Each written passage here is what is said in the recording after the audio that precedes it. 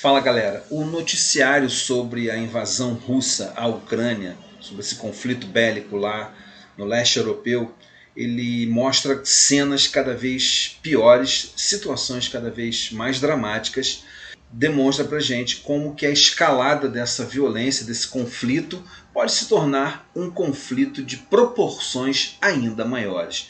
Porém, acima de tudo, Ucrânia-Rússia, Rússia-Ucrânia também é um conflito de narrativas. Haja visto que nós temos aí dois protagonistas, dois atores principais, o Putin e o Zelensky, que são especialistas em performance perante a mídia. Então é uma guerra também sobre narrativas. E aqui no Brasil, como não poderia deixar de acontecer, o grupo que tem sido um grupo de base, de sustentação ao governo Bolsonaro, os evangélicos, também fazem parte, de certa forma, de uma guerra de narrativas. Vamos tentar entender um pouquinho sobre o que eu estou falando. Como é que surge essa guerra de narrativa entre os evangélicos? Como é que isso surge, como é que isso se dá e como que isso é aproveitado por líderes evangélicos. Eu sou o Marcos Vinícius, comentarista e cronista aqui no canal, e eu quero convidar você nesse vídeo para a gente entender um pouquinho sobre o que é que eu estou querendo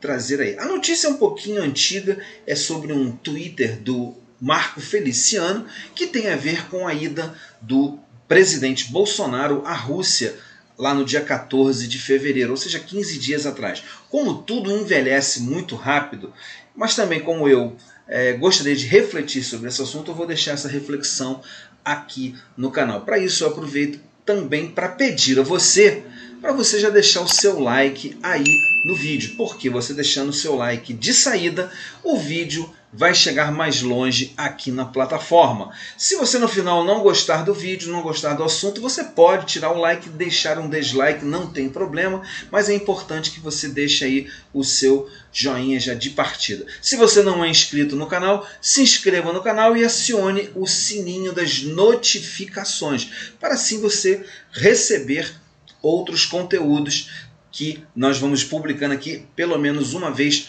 por semana aqui no canal, ok? Qual é a narrativa principal que os evangélicos trazem quando acontece um conflito dessa proporção, como está acontecendo lá no leste europeu, com a Rússia invadindo a Ucrânia hoje, terça-feira, dia 1º de março, nós com notícias aí de um comboio de 60 quilômetros avançando em direção a Kiev, capital da Ucrânia. Qual é a principal narrativa que é propagada pelo meio evangélico?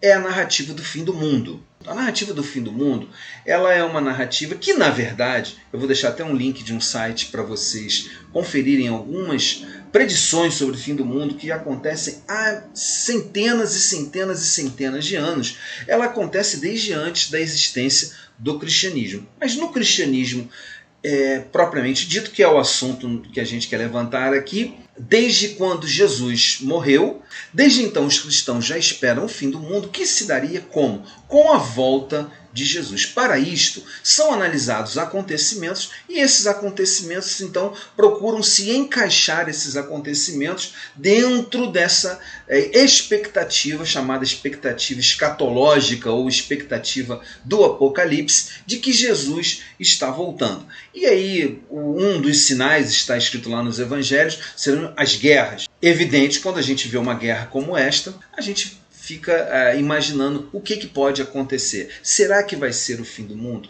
Só que, como é que é construído este pensamento? Como é que é construída essa história, essa narrativa? E eu quero partir de um Twitter, então, do Marco Feliciano. Dá uma olhada aí nesse Twitter para você entender aonde eu quero chegar.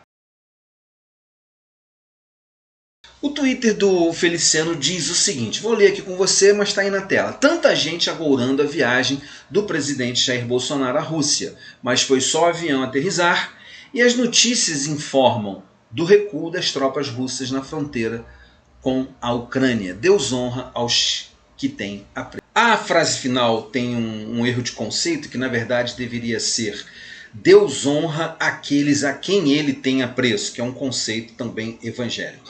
Bem, não importando isso, dá para entender o que ele quis dizer, que Como Deus tem um grande apreço por Bolsonaro e como Bolsonaro foi para lá, segundo essas lideranças evangélicas, como o Feliciano e tantos outros, inclusive da bancada lá evangélica no Congresso e tantos outros que apoiam Bolsonaro, ele foi lá como um verdadeiro Messias enviado por Deus para promover a paz. Vocês se lembram, inclusive, que saiu um meme, um card que foi publicado na internet, onde tinha uma foto do Bolsonaro andando e uma imagem de Jesus o empurrando, o guardando e dizendo: vai lá, filho, promove a paz.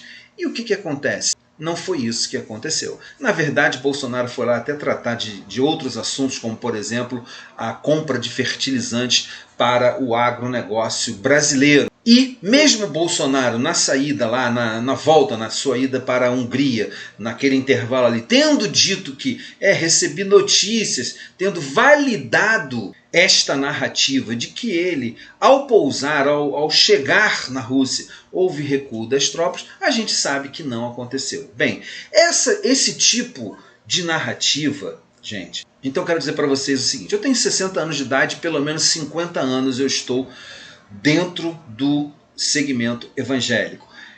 Essa história de que o mundo vai acabar, de que Jesus vai voltar, de que as coisas estão acontecendo e de tal forma que demonstram sinais da volta de Jesus, ela é mais antiga do que eu, como eu disse para vocês, que está aí um site com várias histórias que vocês podem conferir. Porém, não é novidade que lideranças evangélicas se aproveitam do alarmismo que é construído em torno dessa história para criar narrativas, como Feliciano faz nesse Twitter, como vocês puderam ver. Esse pensamento ele é construído da seguinte maneira, a partir da seguinte perspectiva. Primeiro, e aqui eu quero fazer um parênteses para dizer o seguinte: nem todo neopentecostalismo é ruim, nem todo pentecostalismo é ruim. O que é ruim é o fundamentalismo e o neofundamentalismo. Essas coisas é que são ruins. Porque nós precisamos fazer uma separação entre aquele pentecostalismo e o neopentecostalismo que abraçaram um segmento da população muito importante, que é a população da periferia, que foi abandonada historicamente. Isso é um assunto para um outro vídeo, um outro momento, pela militância política brasileira. E permitiu então que esse segmento enorme da população, que antes era, vamos dizer, educado politicamente, lá começando com as comunidades eclesiais de base da teologia da libertação da Igreja Católica, que eram educados politicamente, e deixou que essas pessoas agora sofressem a influência de políticos que, na verdade, usam a religião, e esse é um papel do nosso canal aqui, para manipular massas através da pregação, buscando assim satisfazer interesses próprios, negócios próprios, dos mais diversos. Então é bom que a gente faça essa separação, que em geral o povo não é culpado do que está acontecendo, o povo segue a influência da sua liderança. Voltando então ao tema, como é que começa esse pensamento então dentro do segmento evangélico, especialmente lá no neopentecostalismo, dentro do fundamentalismo? O problema começa que há uma exclusividade na propriedade de Deus para esse segmento. Pessoas como Feliciano e tantos outros, eles se comportam e se colocam como se eles tivessem exclusividade na manifestação, na comunicação, naquilo que Deus é, na interpretação de quem Deus é e naquilo que Deus faz na história, na vida, na existência humana. Então, esse segmento, capitaneado aí por gente nem sempre muito honesta naquilo que faz, eles começam por aí, começam dizendo que eles possuem a capacidade de trazer essa mensagem de uma forma exclusiva, pura, limpa, que só eles têm a probabilidade de transmitir às pessoas. O segundo aspecto é que, a partir do momento que eu tenho exclusividade sobre a comunicação de quem é Deus e daquilo que Deus faz, eu determino quem é que representa Deus na Terra. E é desta forma que surge, então, a figura do messianismo político. E é aí que surge essa ideologização da religião, transformar a religião em uma ideologia política. E essa exclusividade, Deus é meu, eu determino o que Deus faz com que sejam escolhidos, então, aqueles que representam a fala de Deus, e esses trazem a política, segundo essas lideranças, num grau muito mais elevado. Isso, inclusive, vai ser o tema do meu próximo vídeo, que é a detenção da ética. Será que realmente somente o judaísmo e o cristianismo são possuidores de ética elevada? Mas é isso aí que é propagado. Por isso, então, Feliciano coloca este print dizendo: olha, Deus tem apreço, Deus honra, Deus honrou Bolsonaro, e bastou ele chegar lá na Rússia e então as tropas russas começaram a recuar do seu ataque sobre a Ucrânia. O que nós vemos então que não é verdade, não aconteceu desta maneira. E aí você imagina, se você detém a comunicação de Deus, se você tem o escolhido de Deus agindo em seu favor, tudo o que acontece então é porque Deus está falando. Porém, para fechar esse raciocínio, é importante a gente notar o seguinte: eu me dei o trabalho de ir lá no Twitter do Marco Feliciano, a quem eu nem sigo, não consigo, mesmo que fosse para produzir